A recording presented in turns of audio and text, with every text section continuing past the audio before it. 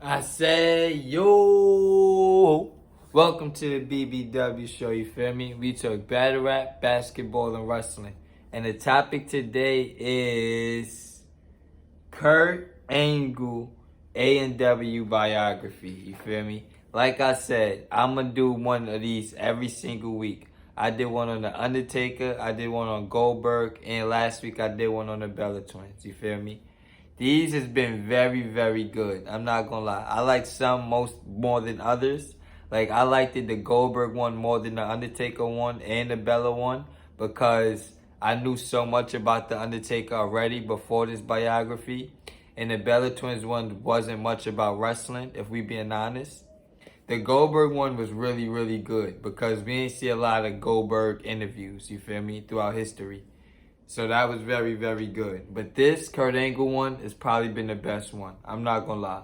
This was almost like a dark side of the ring. I ain't gonna lie. This was almost that, bro. This was dark. This was very, very, very dark, bro.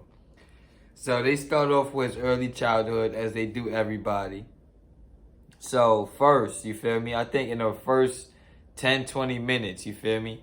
They say Kurt Angle's dad was an alcoholic. You feel me? Then they say he died because he was a construction worker. He fell and cracked his head or something. And then his mom had to pull a plug on him. Like, bro, first 20 seconds, they getting deep into some real stuff. You feel me?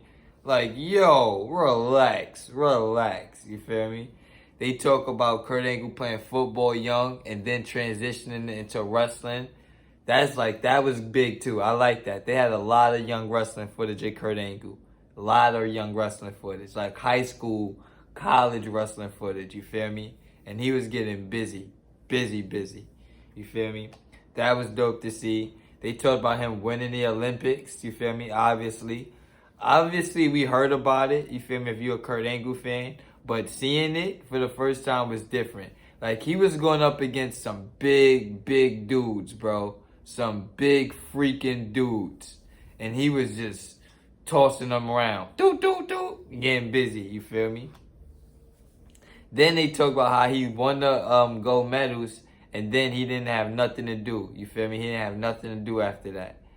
They talked about how WWE offered him a 10-year contract for a crazy number, which I'm not surprised at because I think they offered Mark Henry a 10-year deal too, you feel me? And then Mark Henry was not panning out and they was tired of paying him that much money, so they tried to get him to quit. That's how they came up with the Mae Young storyline and all of that.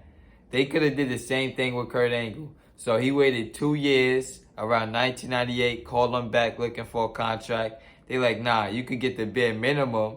You could come and try out, but you're not nearly getting that 10-year contract that we offered you 2 years ago. And he had to respect it. I'm not gonna lie. That was swallowing your pride, respectfully. That was swallowing your pride.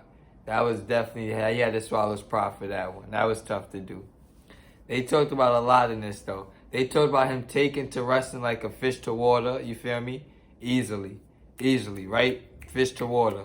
And that's the great thing about Kurt Angle. Like, they said this in the doc too. Like, a lot of wrestlers that's real college wrestlers, they not good at wrestling. Football players, they not good at wrestling because they don't understand it. Kurt Angle understood it from the rip, from the get-go, you feel me? They played some of his early promos, and bro, he is just, it's great to this day, bro, honestly. Chad Gable is literally doing 1999 Kurt Angle on 2022 WWE Raw. Think of that, bro. Chad Gable was literally doing the same thing Kurt Angle did. You feel me? It's not going to work as good for Chad Gable because it's a different time. And Kurt Angle was so much better than everybody in the ring. Chad Gable's really, really good. But I don't think Chad Gable's top 5 in the ring wrestling. I don't, respectfully. Kurt Angle was top 5 in the ring wrestling since 1999. He was top 5. You feel me? What other some things they talked about? They talked about he had a great character, respectfully. They talked about the Attitude Era, of course. He's an Attitude Era legend. Check this out. Stone Cold Steve Austin, The Rock, and Triple H all said he had chemistry with everybody. All 3 of them said that. Those are three of the biggest stars in wrestling history saying he had chemistry with everybody. Like, bro, that's something. That's something. Like, he wasn't just good as a brawler. He wasn't just good as a high flyer. He wasn't just good as an entertainer. He wasn't just good as a mat wrestler. He wasn't just good at submissions. Like, bro, he was good at everything, bro. That's why I always hated the Kurt Angle Bret Hart comparisons. I always thought Kurt Angle was way better than Bret Hart. Way better. Not even in the ring, but Kurt Angle could do way more as a character than Bret Hart. Bret Hart was way too much one-dimensional. Kurt Angle was anything you wanted him to be, you feel me? They talked about the Stone Cold stuff and all of that, Milkomania. Just classic stuff, you feel me? Now, here's where his fate got dark. I'm not gonna lie, his fate got dark here. So, your man's broke his neck 3 times in 1 year. That is crazy to me. Like, literally broke his neck. With already a broken neck coming into wrestling. And he broke his neck 3 times in 1 year. They say he broke his neck I think it was 3 times back-to-back years.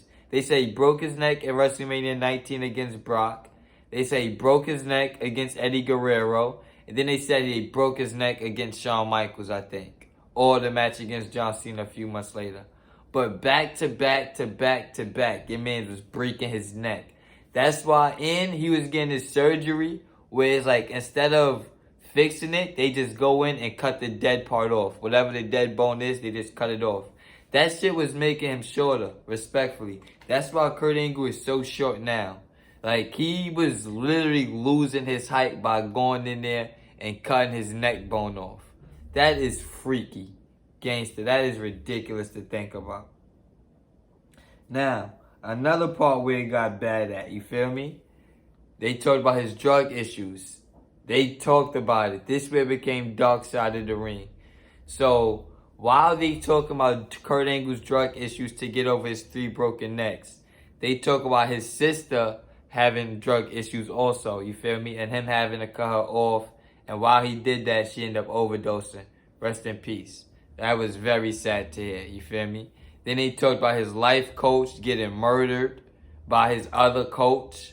Like, bro, it just went all dark side of the ring, bro. Gangsta. This just went completely left. Completely left. Like, I was not expecting this. I'm not gonna lie. Then they talked about, oh my God, LOL TNA. They talked about TNA. They didn't show no footage of him wrestling in TNA. But they talked about TNA.